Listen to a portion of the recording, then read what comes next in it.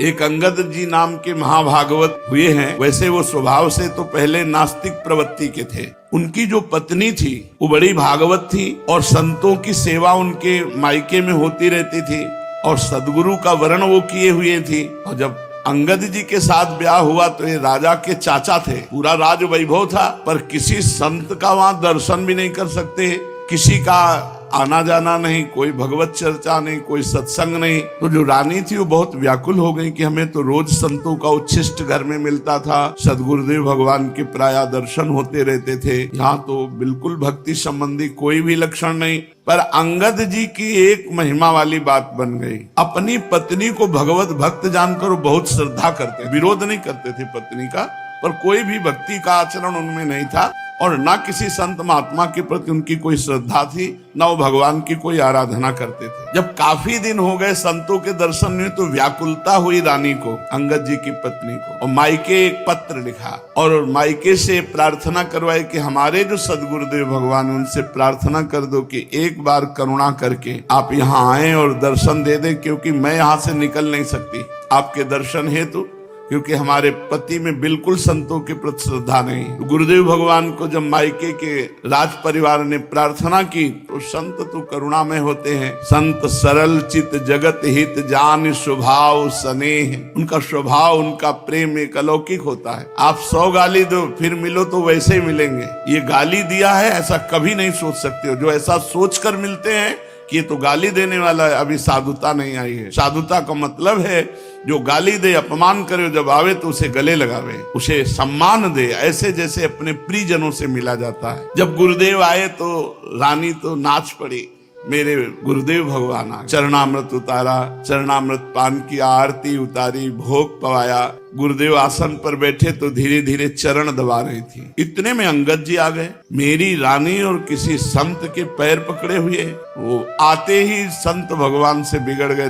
रानी के तो होश उड़ गए कि इतनी प्रार्थना पे तो गुरुदेव भगवान आए हैं और ये सीधे गुरुदेव का अपमान। उन्होंने रानी की तरफ कहा, बेटा आप शांत रहना, और उठे और चल पड़े। अब रानी ने कहा कि मैं अपना जीवन नहीं रखूंगी, जब गुरुदेव भगवान का अपमान कर दिया तो न तेरा स्पर्श करूंगी और न तेरे से संभाषण करूंगी और न तेरे घर का एक अन्न न एक जल, और अपने शरीर को नष्ट कर दूंगी, क्योंकि मेरे बुलाने पर मेरे गुरुदेव का अपमान हुआ। गुरुदेव का अपमान तो मेरा जीवन ने छोड़ दिया अन्न। और अंगद जी बहुत आसक्त थे अपनी पत्नी पे, उनका हृदय बड़ो व्याकुल, वो अन्न जल सब छोड़े। जब कई दिन हो गए तो अंगद जी चरण पकड़ लिए पत्नी के और कहा, तुम ये जानती हो मैं तुम्हारे बिना जी नहीं सकता, तुम मुझे आज्ञा करो, तुम कैसे प्रसन्न होगी? तो बोले, जाओ हमारे गुरुदेव भगवान के चरण पकड़ो, उनको मना कर लाओ और यहाँ उनको भोग पवाओ। यदि वो भोग यहाँ आकर पालें तो फिर हम उनका उच्छिष्ट पाएंगे और फिर हम जैसी हमारी दिनचर्या थी वैसी चलने लगेगी। अंगद जी भक्ति से नहीं गए, पत्नी के प्रति आसक्त होने के कारण वो संत के पास गए, चरण पकड़ा। संतों को तो कह रहे ना, कितनी बार उनका अपमान करो फिर जाके दंडवत कर दे तो वैसे ही मिलेंगे। विमुख भय निमिषो ना अकृपा, जब चित्ते तब वैसे। हमारे स्वामी का स्वभाव है, ऐसे संतों का स्वभाव है। वो सहज आ गए, कोई ज्यादा मनाना नहीं पड़ा।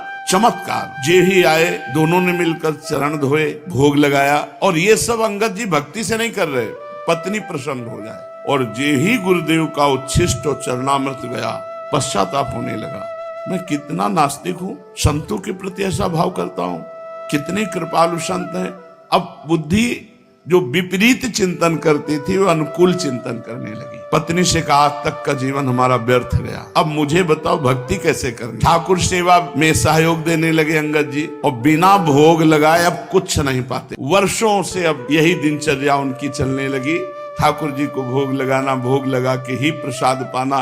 पत्नी की भक्ति की पूरी अनुकूलता, 4 पार्षद लगा दिए, जहां संत दिखाई दे उनको रोज घर में बुला के लाओ, भोग लगाओ। राजा अंगद जी का भतीजा था, वो अंगद जी बहुत वीर पुरुष थे। तो एक जगह किसी राजा के हाथ चढ़ाई की तो उसका मुकुट जीत कर लाए थे, उसमें 101 हीरे थे। एक हीरा ऐसा कीमती था जो अमूल्य था, अंगद जी को पहचान थी। शेष हीरे तो राजा को दे दिए जो विजय करके लाए थे, एक हीरा ले लिया और कहा ये हीरा जगन्नाथ जी के मुकुट पर लगेगा। और राजा को जौहरी ने और मंत्री ने मिलकर बताया कि उस हीरे की कीमत तुम्हारा पूरा खजाना नहीं। तो राजा ने विनय की कि वो हीरा हमें दे दो। तो उन्होंने कहा नहीं, वो हीरा तो हमने जगन्नाथ जी को दे दी। तो बुद्धि बदलने में देर नहीं लगती। राजा की बुद्धि में अंगद जी को मार दिया जाए, यद्यपि चाचा थे, तो वैसे मारेंगे तो निंदा होगी।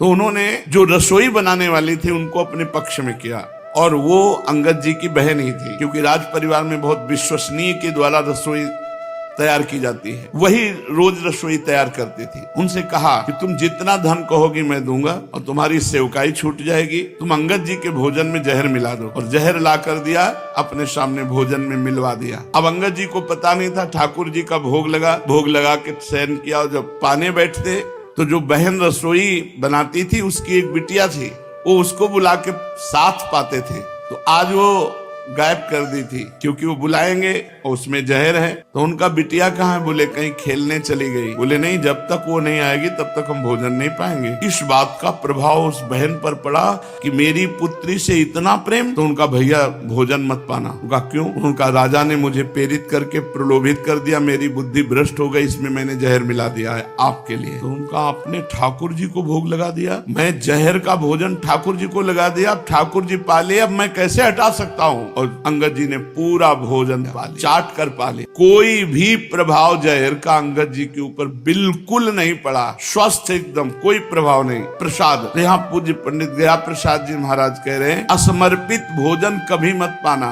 जब पाओ तो ठाकुर जी का प्रसाद। मान लो ऐसी जगह कहीं आप हो जहाँ ठाकुर सेवा नहीं है और आपके सामने भोजन आ गया है, तो आप उस समय 1 मिनट आंख मूंदो, अपने इष्ट देव का ध्यान करो और प्रभु को अर्पित करके फिर नाम जप करो 2-4 बार, और जय हो प्रभु की जय करके अर्पित करके पाओ। बिना प्रभु को अर्पित किए पानी भी मत पियो, तो तुम्हारी बुद्धि शुद्ध हो जाएगी। वाणी का संयम, दृष्टि नेत्र का संयम और आहार का संयम, अब श्रवण का संयम। श्रवण इंद्री से सावधान रहो कि किसी संत की निंदा सुनने को न मिल जाए। अगर कहीं संत भक्त भगवान की निंदा हो रही है तो ये सिद्धांत है, कान में अंगुली कस के ठास लो, आवाज सुनाई न दे, और आप उच्च स्वर से नाम बोलो, राधा राधा राधा राधा राधा, और वहां से चल दो। ऐसा ही करना चाहिए, नहीं तो पर निंदा के कहते आवत नहीं कछु हाथ, मूरख पर्वत पाप को ले चल अपने साथ। तो पराई निंदा नहीं सुननी चाहिए,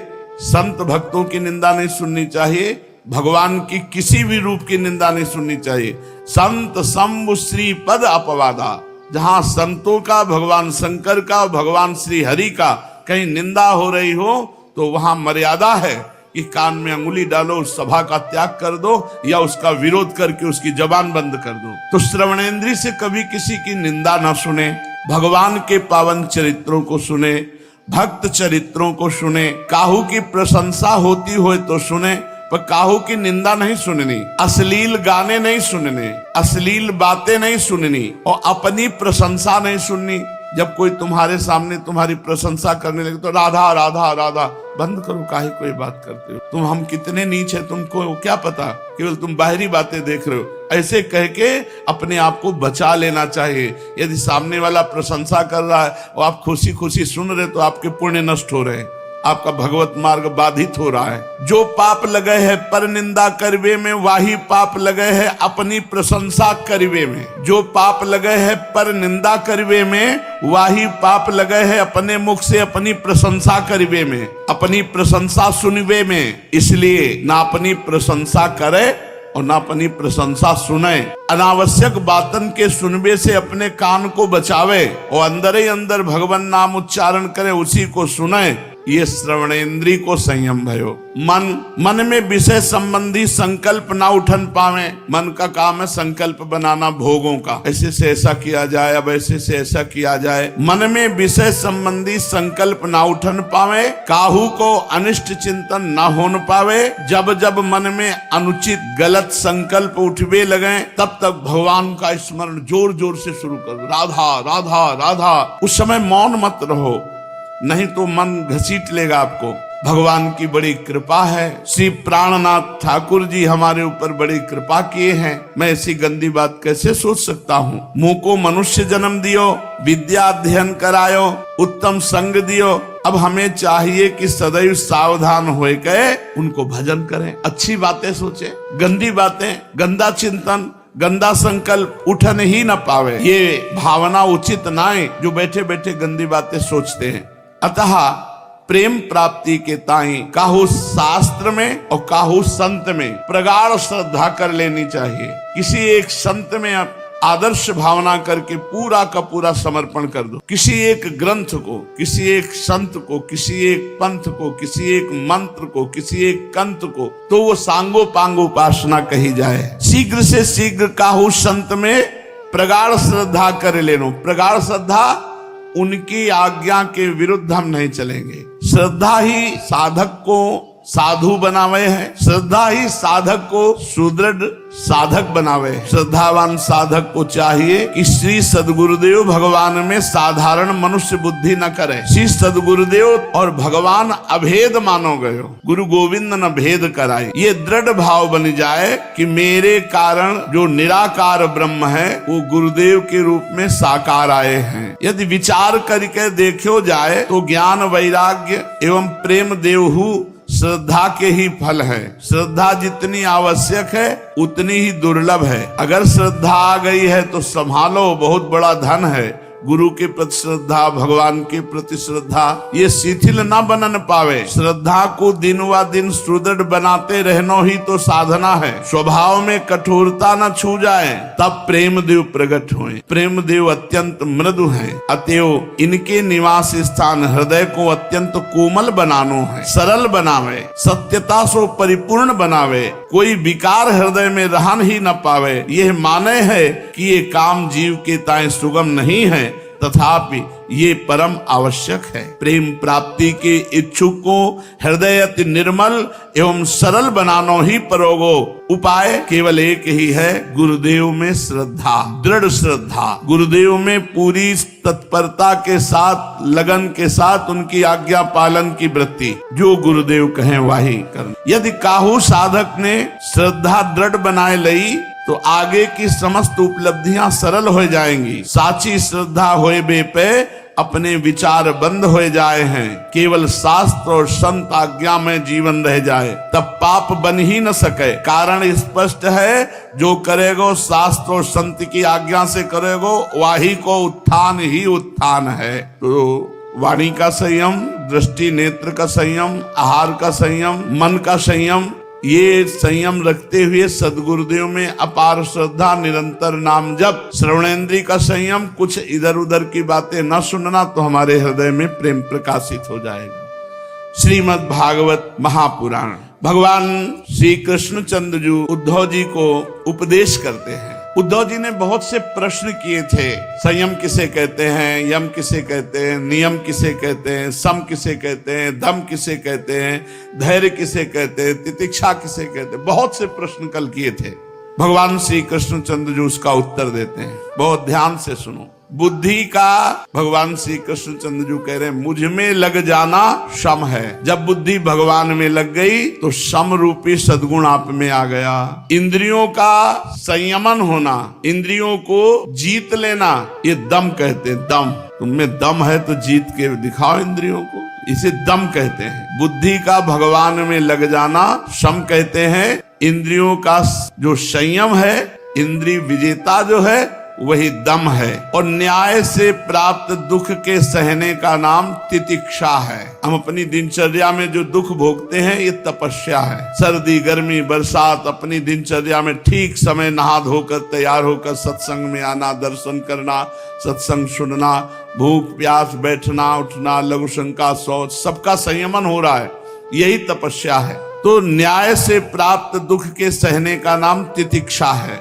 जिह्वा और जनेन्द्रिय पर विजय प्राप्त करना धैर्य है। रसेंद्रिय और जनेन्द्रिय पर जो विजय प्राप्त कर लिया वही धैर्यवान कहा जाता है। सबसे बड़ा दान क्या है? किसी से द्रोह न करना, किसी से दुश्मनी ना करना, सबको अभय दान देना सबसे बड़ा दान है। सबसे बड़ी तपस्या क्या है? कामनाओं का त्याग करना ही सबसे बड़ी तपस्या है। जिसके हृदय में कोई कामना नहीं वो महान तपस्वी है।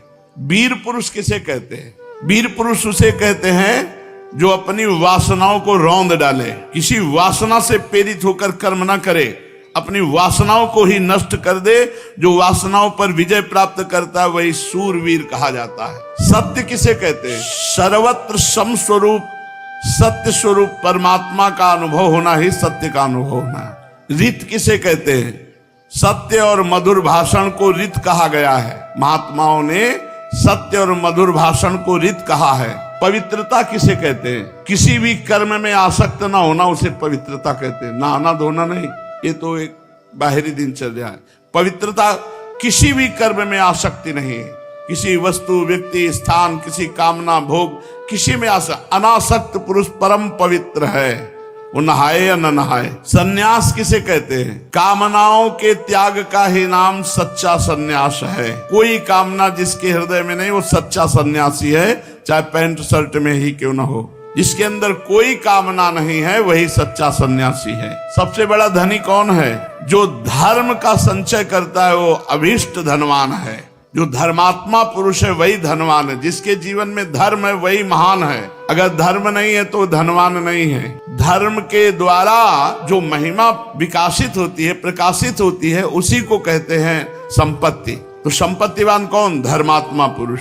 सबसे बड़ी यज्ञ क्या है? परमेश्वर का चिंतन, क्योंकि परमेश्वर ही यज्ञ हैं, हरि ही यज्ञ हैं और हरि का चिंतन ही यज्ञानाम जप यज्ञोस्मि। भगवान का चिंतन ही सबसे बड़ी यज्ञ है। दक्षिणा, दूसरे को ज्ञान का उपदेश देना ही दक्षिणा है।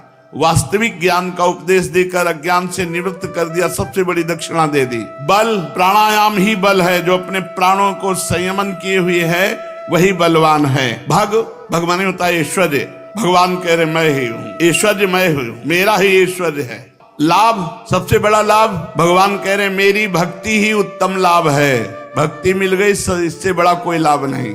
विद्या, सच्ची विद्या वही है जिसे ब्रह्म और आत्मा का भेद मिटा दे, अध्यात्म विद्या। लज्जा, पाप करने में घृणा बुद्धि हो जाए, इसी का नाम लज्जा है। श्री, सबसे निरपेक्ष है, यही सबसे बड़ी श्री है। किसी से कोई चाह नहीं, कोई अपेक्षा नहीं, यही श्री है। दुख और सुख दोनों की भावना सदा के लिए नष्ट हो जाए उसे सुख कहते हैं। सुख क्या है? सुख और दुख दोनों भावनाओं का नाश हो जाना ही परम सुख है। दुख, विषय भोग की इच्छा रखना ही दुख है। बंधन और मोक्ष को जो तत्व से जानता है वही पंडित है। पंडित कौन? जो बंधन और मोक्ष के तत्व को जानता है। मूर्खता, सबसे बड़ा मूर्ख कौन? जो शरीर को मैं मानता है। जो इस शरीर को मैं मानता हूं सबसे बड़ा मूर्ख। सुमार्ग किसे कहते हैं? जो संसार की ओर से निवृत्त करके भगवान की ओर चला दे और भगवान की प्राप्ति करा दे, उसे सुमार्ग कहते हैं। कुमार्ग किसे कहते हैं?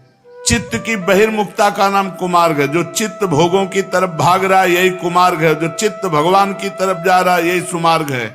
अपने कर्मों को भगवान को अर्पित करो और खूब नाम जप करो। जितना जीवन है इसी से भगवत प्राप्ति हो जाएगी। शेष चर्चा आगे। श्री राधा वल्लभ लाल की जय।